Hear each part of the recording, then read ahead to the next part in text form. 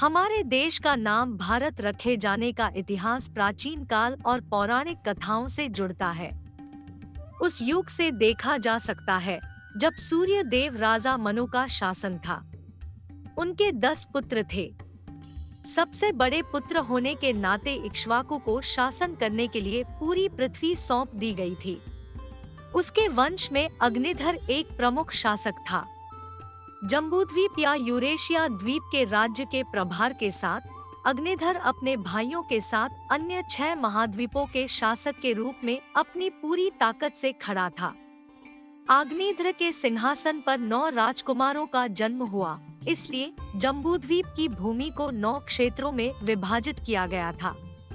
इनमें से एक क्षेत्र जिसका नाम भारत रखा गया था, जो नाभि को सौंप दिया गया, जिन्होंने अपने नाम पर इस देश का नाम अजनाब वर्ष रखा। उनके बाद ऋषभ देव राजा बने, जो नाभि के पुत्र थे। ऋषभ देव, जिन्हें आदिनाथ, प्रथम रक्षक, आदेश्वर और आदेश्वर, प्रथम भगवान के नाम से भी जाना जाता है, जैन धर्म के पारंपरिक संस्थापक हैं। भरत ऋषभदेव के सबसे बड़े पुत्र एक चक्रवर्ती थे, जिन्होंने बाद में मोक्ष प्राप्त किया और इसलिए जैनियों द्वारा उन्हें सिद्ध के रूप में पूजा जाता है। उन्हीं के नाम पर भारत का नाम भारतवर्ष या भारत पड़ा। फिर प्रथम वैदिक युग प्रारंभ हुआ और भगवान राम का जन्म होता है। भगवान राम भारत माता के सबसे महान शासक बनकर उभरे। एकता और शांति के साथ वास्तव में एक खूबसूरत समय था। त्रेता युग कहे जाने वाले युग में सौर वंश या सूर्यवंश का विकास देखा गया। भारत फिर कई राज्यों में विभाजित हो गया। इसे भगवान राम के शासनकाल के सबसे लंबे शासनकाल में से एक माना जा सकता है, जो इस वैदिक युग में 30,000 वर्षों से अधिक समय तक चला। पूरे देश और सामान्य तौर पर दुनिया भर में शांति और समृद्धि की व्यापक धारणा है। कुछ पीढ़ियां बीत गईं और यादव वंश का शासनकाल दृष्टि में आने लगा।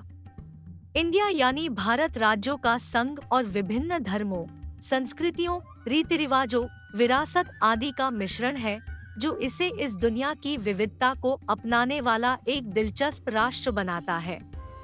प्राचीन काल से ही हमारे राष्ट्र को भारत संस्कृत मूल नाम कहा जाता रहा है।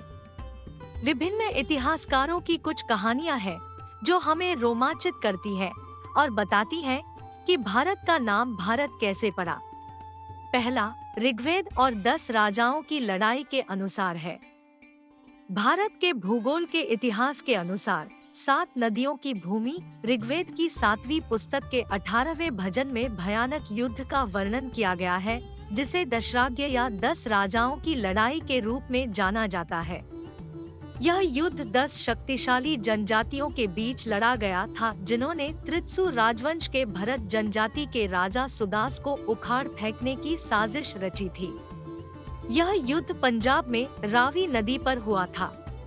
परिणाम स्वरूप सुदास ने 10 राजाओं के संग पर भारी विजय प्राप्त की, जिससे आगे चलकर राजा सुदास की लोकप्रियता बढ़ी और लोगों ने अंततः खुद को भरत जनजाति के सदस्य के रूप में पहचानना शुरू कर दिया।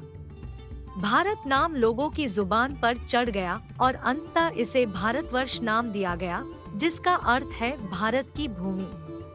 दूसरा, महाभारत और भरत चक्रवर्ती के अनुसार है। महाभारत के अनुसार प्रचलित कहानी में कहा गया है कि भरत चक्रवर्ती नामक राजा के नाम पर भारत को भारतवर्ष कहा जाता था। भरत एक महान सम्राट और भरत राजवंश के संस्थापक और पांडवों और कौरवों के पूर्वज थे। वह हस्तिनापुर के राजा दुष्यंत और रानी शकुंतला के पुत्र थे, साथ ही क्षत्रिय वर्ण के वंशज।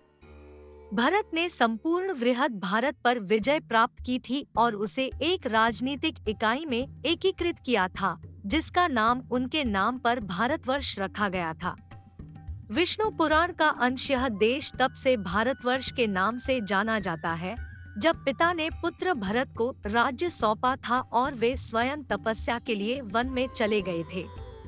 विष्णु पुराण के अनुसार उत्तरं यत्समुद्रस्य हिमाद्रेश्चैव दक्षिणं वर्षं तद् भारतं नाम भारती यत्र सन्तिया। उत्तर यत्समुद्रस्य हिमाद्रेश्चैव दक्षिणं वर्षं तद् भारतं नाम भारती यत्र सन्तति। इस श्लोक का अर्थ है, वह देश वर्षाम जो समुद्र के उत्तर में और बर्फीले पहाड़ों के दक्षिण में स्थित है, भारतम कहलाता है। वहाँ भरत के वंशज रहते हैं। इसलिए यह भी कहा जाता है कि भारत नाम प्राचीन भारतीय ग्रंथों पुराणों से लिया गया है, जो उस भूमि को संदर्भित करता है जिसमें भारतवर्षम शामिल है। उन्होंने इस शब्द का प्रयोग इसे अन्य वर्षा या महाद्वीपों से अलग करने के लिए किया। आश्चर्य की बात यह है कि इस भारत साम्राज्य यानी भारतवर्ष या भारत में वर्तमान पाकिस्तान, अफगानिस्तान, चीन, ईरान, ताजिकिस्तान, उज्बेकिस्तान, किर्गिस्तान, रूस, तुर्कमेनिस्तान, उत्तर पश्चिम तिब्बत, नेपाल और बांग्लादेश शामिल है। इंडिया शब्द कैसे आया? इतिहासकारों और भाषा के जानकारों का एक वर्ग कहता है कि सिंधु नदी का दूसरा नाम इंडस भी था, जबकि सिंधु सभ्यता के चलते भारत की सिंधु घाटी की सभ्यता को एक और पुरानी सभ्यता यूनान जो आज का ग्रीक है, वे लोग इंडो या इंडस घाटी की सभ्यता कहा करते थे। ऐसे में इंडस शब्द लैटिन भाषा में पहुंचा तो यह इंडिया हो गया। बता दें कि लैटिन बड़ी पुरानी भाषा रही जो रोमन साम्राज्य की आधिकारिक भाषा थी। अंग्रेजों के आगमन के साथ ही उस समय हिंदुस्तान के रूप में चर्चित हमारा देश इंडस वैली यानी कि सिंधु घाटी की सभ्यता के रूप में भी पहचाना जाता रहा। ऐसे में अंग्रेजों ने इसे इंडस वैली के लिए लैटिन में प्रयोग होने वाले इंडिया को ही हमारे देश का नाम दे दिया और ऐसे ही हमारे देश का नाम पड़ा इंडिया।